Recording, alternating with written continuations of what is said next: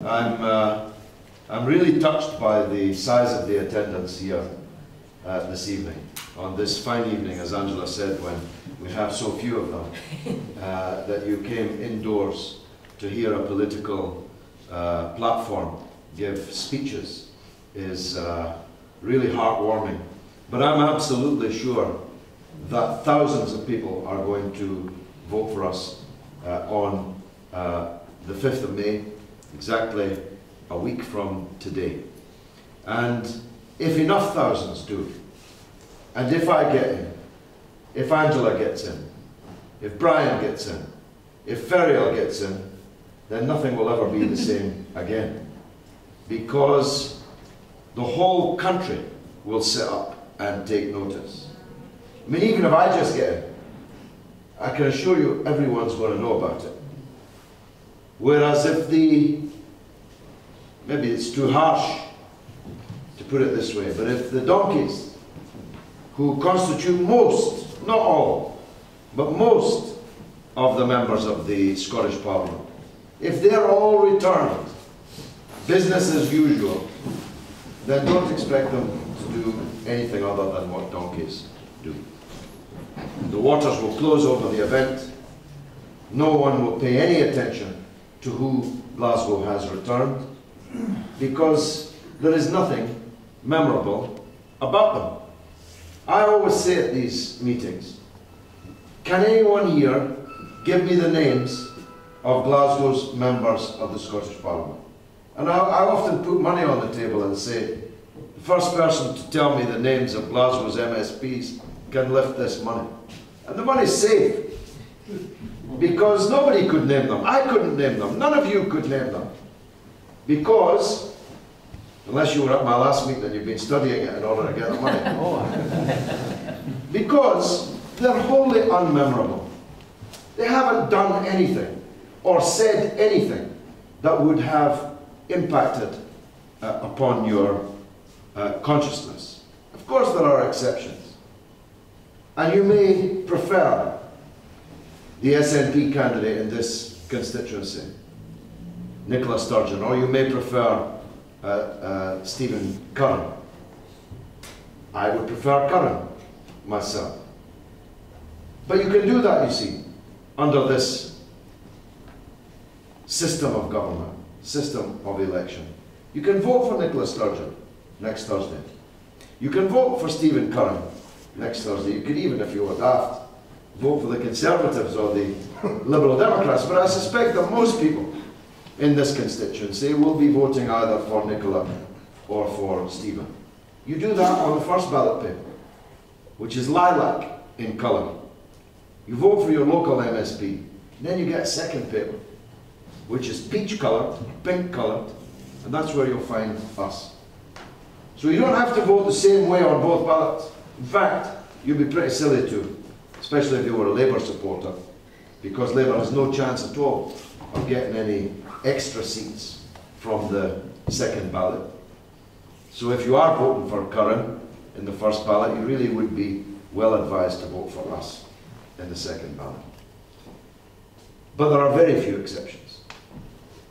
And I think that the first result of a victory for us in this election would be an uplift in the level of interest in the country in what goes on in the Scottish Parliament. You'd certainly get a better class of speech. You'd get a better class of argument. And, as has been made clear by my colleagues, you'll have people in there arguing for ordinary people, working people, poor people, disabled people, people who are not being championed right now. In fact, far from being championed, their interests are being systematically ignored, except where they're being attacked.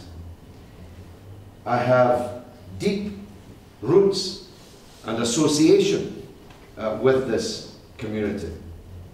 But the first thing that would happen would be that you'd begin to hear a voice that we're currently not hearing. A voice speaking up for working people, for the people who need it. Because you see, I argue that Glasgow's already paid. We can't afford any more cuts. They're asking for another £100 million worth of cuts from Glasgow's budget.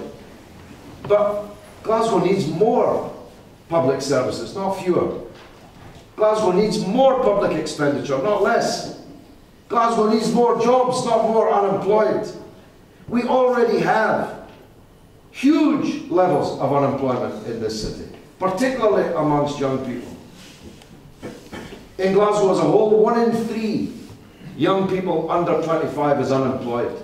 In the east end of Glasgow, some parts of the city, it's 1 in 2, 50% unemployment amongst young people. And then they wonder how it is that young people get into trouble.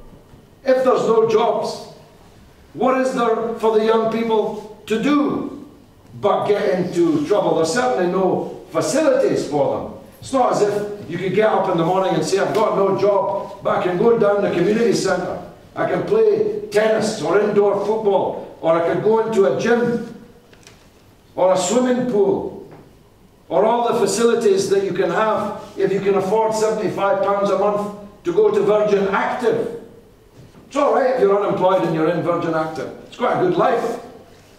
But if you're unemployed in the poor parts of Glasgow and you don't have £75 a month, then you have no facilities at all. And of course the devil finds work for idle hands. If young people are doing nothing but hang around on the street, what's going to happen but trouble?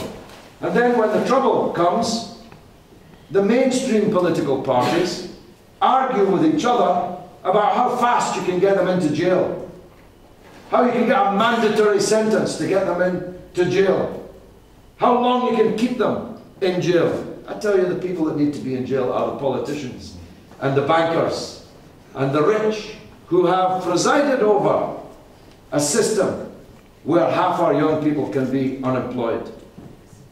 And where, I know you're not going to believe this, but in Calton, in the east end of Glasgow, the average life expectancy for a man is 53.9 years. 53.9 is the average life expectancy for a male in the east end of Glasgow. It's 70 in Gaza. You see, one of the things which unites my friends and I, and we have political differences, we come from different political traditions, is our absolute rejection of Britain's role as an imperial power going around the world setting fire to other people's countries. That's an absolutely deep thing which unites us. We say, in fact, if this country doesn't have money to keep its pensioners warm in the winter time, how come it's got money to burn setting fire to people in different parts of the world?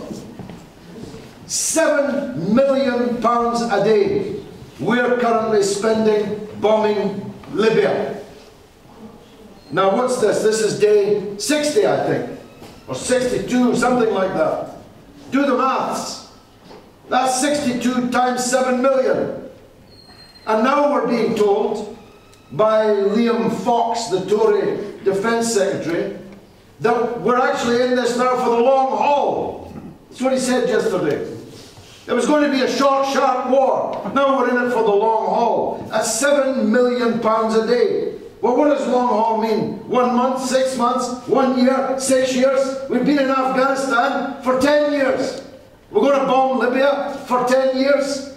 That's £7 million a day? There won't be any public services left. Now you might think the Queen doesn't have enough soldiers for all these wars, and you might be right. Because we've already spent £13 billion bombing and occupying Afghanistan. And for what? We're any further forward 10 years on than we were 10 years ago? No. All we've done is kill tens of thousands of people, make hundreds of millions of people hate us more than they already did, and wasted £13 billion of our money that could have been spent on facilities for the young unemployed, on protecting disabled people's facilities and rights, on creating jobs for ordinary people, millions of whom in our own country are unemployed. We were against the empire when Britain was an empire, and we're sure as heck against it now that it's the tail of the empire dog. Because nothing can be more demeaning than being the tail of a dog. But that's what we are. In fact, sometimes the tail tries to wag the dog. Sometimes the British are even more keen on the war than the United States is. Of course, these are not the only foreign policy issues. I myself, as many of you know, have been in the forefront of the fight over decades now, nearly 40 years. I've been fighting for the rights of the people of Kashmir to cast an X on a ballot paper, like we'll do next Thursday, to decide their fate. This has been denied to them for 60 years. 60 years ago they were promised that they could vote in a plebiscite to decide their destination, and it has been completely ignored. There won't be any sanctions on the occupiers of Kashmir. Nobody's going to send humanitarian bombers to defend the people of Kashmir, because there's no oil in Kashmir. There's only blood and tears running through the valley of Kashmir. And you'll have a voice in the Scottish Parliament on all of these things. Domestic, national and international, if you elect us to the Scottish Parliament. Everyone will hear us. We won't give them the chance to ignore us. If they try and shut us up, we'll continue on the stairs. If they put us off the stairs, we'll continue in the street, but we'll be on the TV that night. Be sure about it. We'll rumble them up if we are elected to the Scottish Parliament. We'll noise them up. We'll show them that Glasgow is alive and kicking. Yes. I think you know that. I think you know that if I get into the Scottish Parliament, they'll know what your problems are. And I'll make sure that they know until they do something about it. Now we need, as Angela said, we need your help. Above all, of course, we need your vote next Thursday. And not just the vote of the people here, but their husbands and their wives, and their sons and their daughters, and their neighbours and their friends, the people who come into their shops, or the people whose shops they go into. This word has got to spread. That's the maximum necessity. But we need your help between now and then. And especially we need it on the day, because there's a lot of schools, a lot of polling places. We need people to stand and give out the leaflets to the voters as they go in, explain to people, if they need it, how they can vote on these 2 ballot papers, for the local MSP on one and for us on the second. So if you're able, please fill in that form so that we can get in touch with you and tell you when we're going to be here in this area and what we would like you to help us do.